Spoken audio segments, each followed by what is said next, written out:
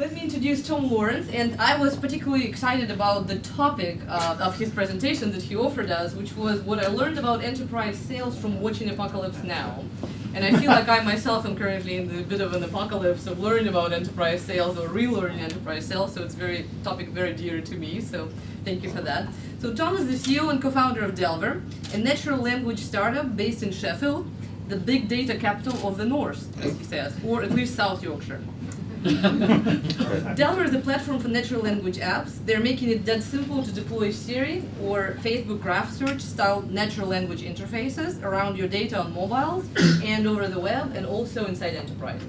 Was that? That's 100% correct. Excellent. Thank you very much. So I was really glad with the questions that you put to Paul, actually, because I was worried I'm not really talking about anything at all technical. What I'm talking about are some of the organizational issues around A, deploying and selling big data systems into enterprises, and B, surviving that process. So I am indeed Tom Lawrence of Delver. My co-founder Richard is over there. I won't talk too much about Delver because it's almost sexy what we do. But what I will talk about is what I believe is the greatest tome that exists to teach you enterprise sales from Francis Ford Coppola, which is Apocalypse Now. Just as a vague poll, who has seen Apocalypse Now? Okay, you're all reasonably old. Okay, spoiler warning, I'm going to go through the entire film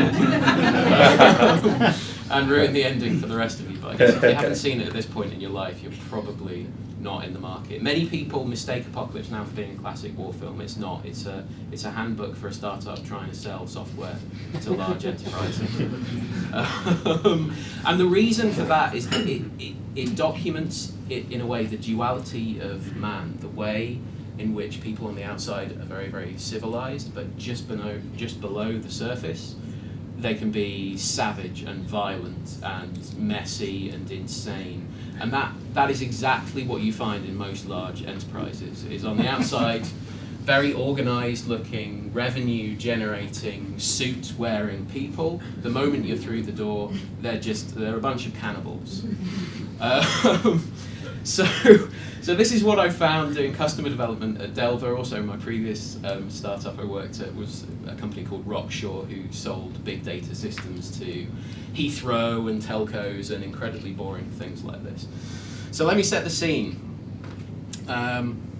Apocalypse Now is the story of Captain Willard, Martin Sheen. He begins in Saigon. He's out of the war. He's on R&R, and this mirrors my experience with enterprises. I quit doing enterprise software. I wanted to start a cool startup. I wanted to work for myself. I didn't want to have to wear a suit. Delver is largely a development platform, and we do cool things, and we enable people to do cool things. What you pretty quickly realize when you quit that sphere is that the developers don't have any money. Enterprises have lots and lots of money. And so we found ourselves in a similar situation to Captain Willard. We had left the arena of battle in Vietnam, and we found ourselves bored. That's where the money is in enterprise. And so there's a part of our business which we are searching for right now, which is as a business intelligence solution. We want to create ad hoc reports based on natural language and stuff. So lesson 1 from Apocalypse Now is never rule anything out. If you think you're going to be a cool developer-focused startup, you might just end up being the thing that you hate and selling to enterprises. So, Captain Willard quite happily receives a mission, a top secret mission, to track down Colonel Kurtz. Colonel Kurtz is a top-ranking, storied soldier who has gone insane and has gone rogue in Cambodia. That's true of most internal projects in enterprises today. So that's the problem that we will be solving on our journey. Now, the first thing that they tell him is that this is a top secret mission. They are sending him to assassinate Colonel Kurtz, and obviously there'll be no record of this. This will be secret. The security requirements around most enterprise data are very, very strict indeed. And so this was a problem for Delver, of course. We generate natural language queries, and we want to talk to your data. And the first thing that we found is that nobody actually wants us to see their data. You work in banking or investment. These are private records. You work in NHS. This is, somebody has gonorrhea, and they probably don't want a random startup with 4 employees finding all of that out. To solve that, we created an architecture which is kind of separated down the middle. We have a client component that can sit entirely behind your firewall. The only thing we really need to see is a schema. We don't need to see your data, but the clever stuff still happens in the cloud. We're exploring a few other different models, but the lesson to learn from this is that if you can create a flexible architecture, you can fit more security policies. You will find people who want completely locked down stuff. Nothing will ever leave their network. You'll find people who don't care. Those are fantastic, but again, they're usually smaller organizations whose data doesn't matter, and therefore they don't have a huge amount of money. But respect people's privacy and security. So, Captain Willard's journey begins. He is to travel up the Nung River and pick up the trail of Colonel Kurtz and track him down and kill him. To do this, he joins the crew of PBS Street Gang, a little plastic boat that goes up and down the river, with a motley crew of rock and rollers with one foot in the grave. Now, the first thing that we discovered when we went into enterprises is that there was no way we were ever going to be the end-to-end solution. All of the tools that Paul talked about previously are indeed crap, and people hate them, and they make people unhappy. We wanted to replace all of them and just be the end-to-end solution.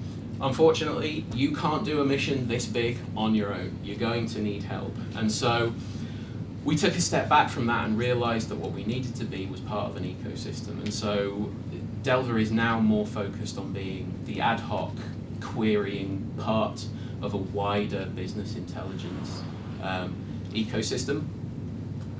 And so the lesson there is work well with others. Big data is a kind of fuzzy concept at the moment. If you try and be an end-to-end big data solution, then next week, when everybody decides that big data means something completely different, you're probably going to be a useless set of solutions. Try and solve something small, fit into the ecosystem, and then just own the area that you're in, which for us is creating really, really easy, quick reports that anybody can run. So, the first job of the crew of PBS Street Gang is to get onto the Nung River. Now, this represents our journey just getting through the door of most enterprises. I don't play golf, and again, I'm averse to wearing a suit, and it's a struggle for someone like me to go up to the CEO of a large organization and say, hey, you know all that data that you've got, can we do stuff with it? What we've realized is that selling from the bottom up into large enterprises is much more easy. And also finding sort of serendipitous partnerships to get us through the door in large enterprises. In the case of Captain Willard, it's because he meets the sort of air cavalry who are obsessed with surfing in Vietnam. And because of their love of surfing, and one of the members of his crew, they agree to take him some way up the river. For us, we've had chance meetings with people who just happen to like us and share an interest in natural language, and that is how we've got the first foot through the door. Not through a sales process of responding to tenders, because frankly we don't have time to do a sort of 2-week tender process for large enterprises, but through selling through one niche of an enterprise. One of the great examples that we had early on, we were speaking to one of our investors who runs a local ISP.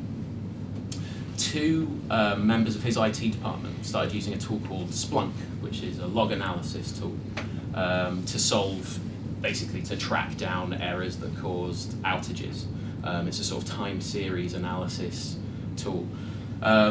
But what they discovered is the problem of finding patterns in data from server logs is pretty similar to finding patterns in sales.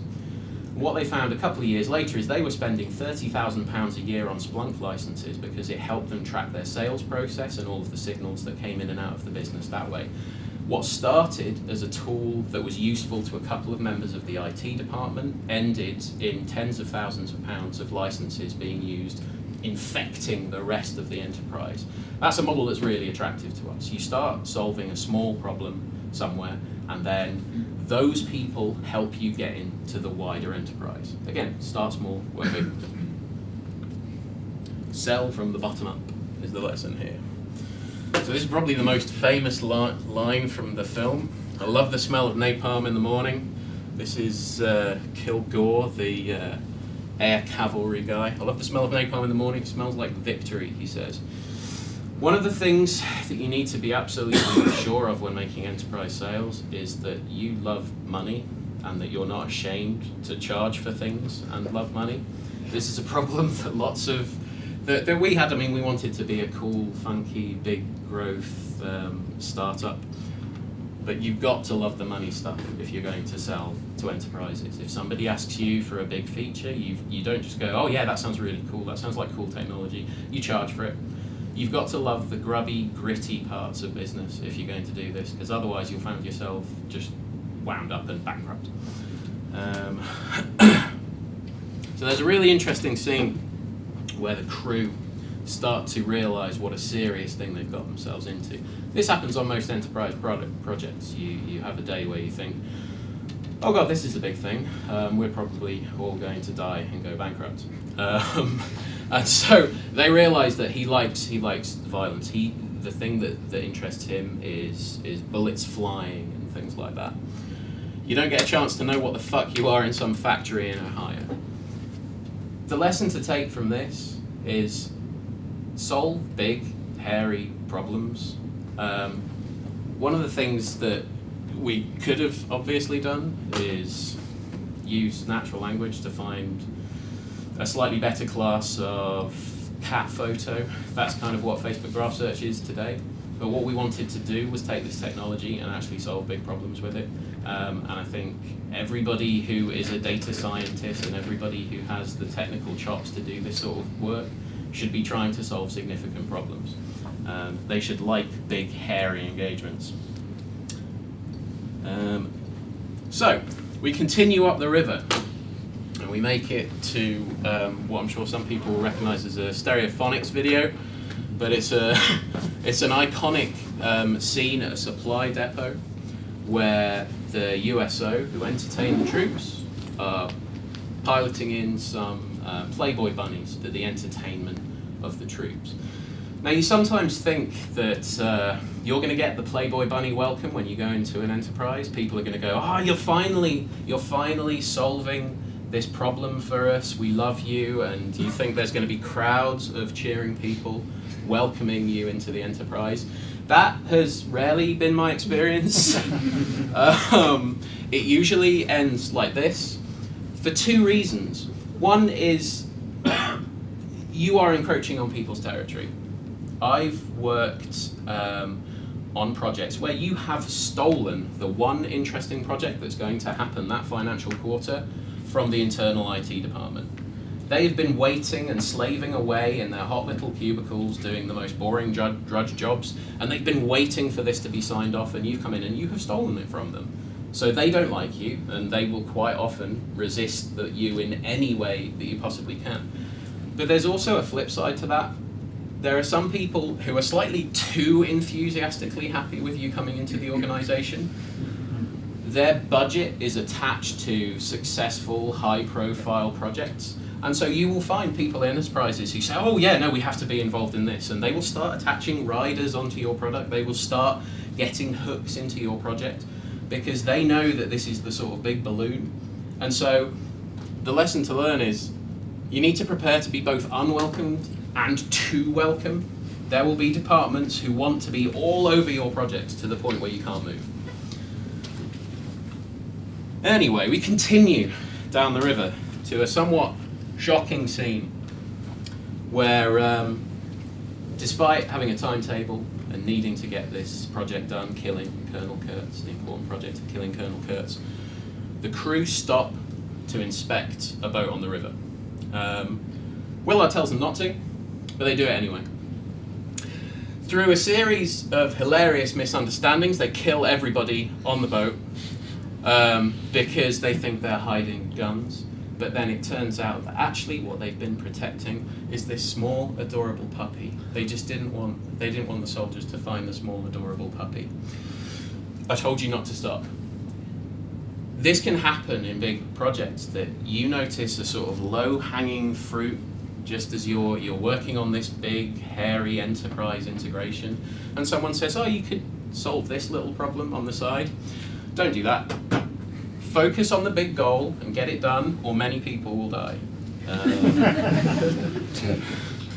Keep focused on the long-term goal. You've been brought in to solve one problem. Don't try and solve every single problem that you see in enterprises, because they've got an infinite amount. They really do. Further along the river, they pick up some mail. Some new orders come through to Captain Willard, where it's revealed that somebody has tried to do this mission before, and unfortunately has gone native and gone over to the other side.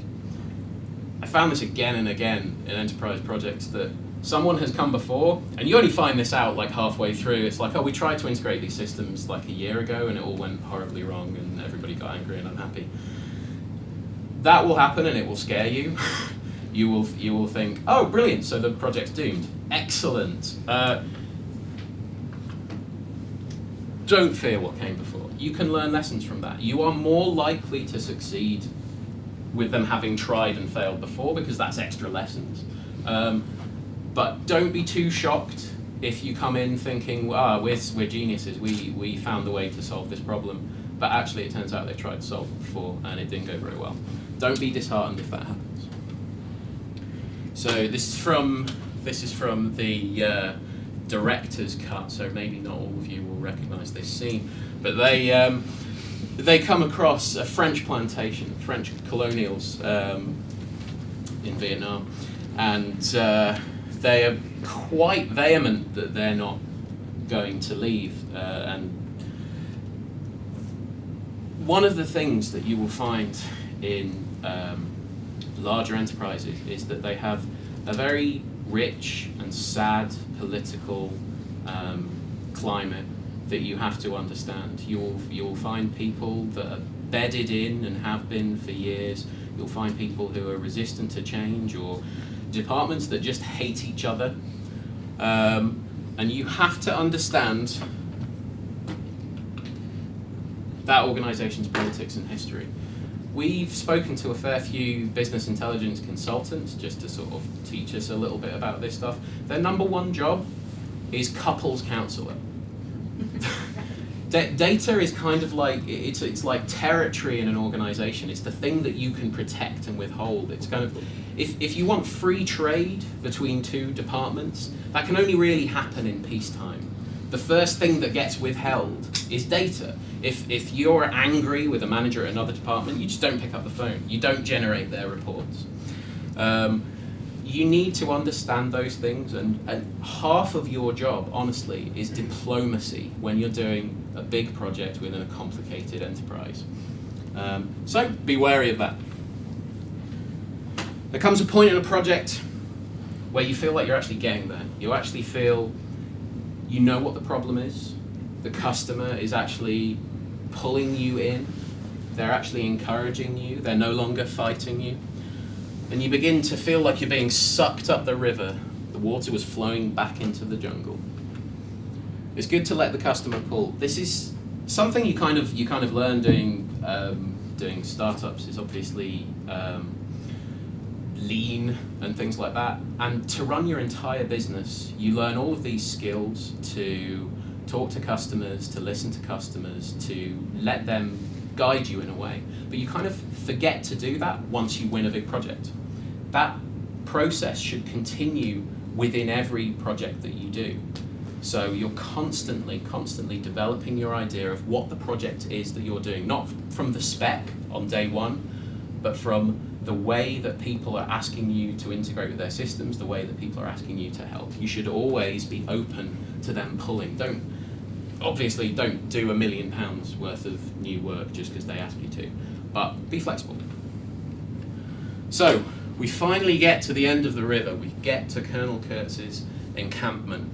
In the project, this is kind of the first time we get to see all of this data that we're working with, and it's a shithole. There's dead bodies everywhere. There's fire and smoke, and you have to integrate with all of these systems. You have to integrate with all. You have to get through all of these people to get to Colonel Kurtz, and that's a terrifying thing. One of the sad things that we realized is our technology, to an extent, works off the structure of data. If you've got 17 databases and they're all made by insane people and the schema is crap, then our technology doesn't really perform particularly well unless you put in tons and tons and tons of work. And I'm not the expert in this, but we've learned a little bit about data warehousing, certainly through partnering with people, and we realize that that's always going to be the first step. You will come here and you'll realize that everything is a mess. And then you have two options, and you've mentioned the names. There's Inman and there's Kimball. I'm going to talk about both of them. But first, reality is always messy. That's why you're there, and they haven't done it themselves. It's going to be hard. So one of the people we meet in Colonel Kurtz's camp is Dennis Hopper, playing Dennis Hopper. And he doesn't see Colonel Kurtz as this insane, murderous butcher. He sees him as a poet warrior. And so quite often what you'll find in an organisation is that there are these misunderstandings. There are these differences in language. You call him insane, I call him a poet. Spoke to one of my investors, and he says that if we asked 4 different departments in his organisation, they would all have a completely different concept of what a sale was. Now, that to me is a contraindication of the more Inman style of data warehousing, which is very much kind of top-down, single source of truth, make this lovely, beautiful, shining database that represents everything perfectly. You don't have that in an organisation. You don't have one concept of what a sale is, and therefore you can't easily get all of these sometimes warring tribes to work together to create that. What you need is a translator like this guy, who can speak the different languages and explain them to each other. There's the moment in the film when finally Marlon Brando's enormous pie-eating face lurches out of the dark, and we behold the full horror of Colonel Kurtz, and he confronts Willard, who says that he believes he's insane, his methods are unsound. Doesn't at that point tell him he's there to kill him, but it's kind of obvious. Are my methods unsound? And this is one of the key points of the film, is that he clearly is a madman, but he gets the job done. And this is kind of the other side of data warehousing, which is a little bit more agile, a little bit more anarchic. The Kimball school was very much, okay, so you're not going to have necessarily this sort of central authority over everything where everything is perfectly realized. You might have these people over here doing their own thing because they've got problems that they want to solve. You've got these people over here doing their own thing. They've got problems you want to solve. You should have a bus between them, but that's not the most important thing. A little anarchy is always a good thing. And then this I think is one of the... We learn from Colonel Kurtz what it was that actually flipped him around and turned him insane. And he describes in some graphic detail some of the atrocities committed by the enemy. And what he realizes is that their focus and their willpower so exceeds that of the Americans that they can't possibly win this war. That they're willing to act without judgment.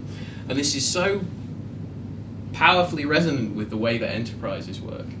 They stop themselves being able to act. I'm not saying enterprises should murder people, but just because they are constantly judging what they're doing, they're constantly holding themselves up to this sort of moral standard of what they think they should operate like. And what they need is an injection of young blood. And that is the opportunity for startups. Startups quite often act on instinct.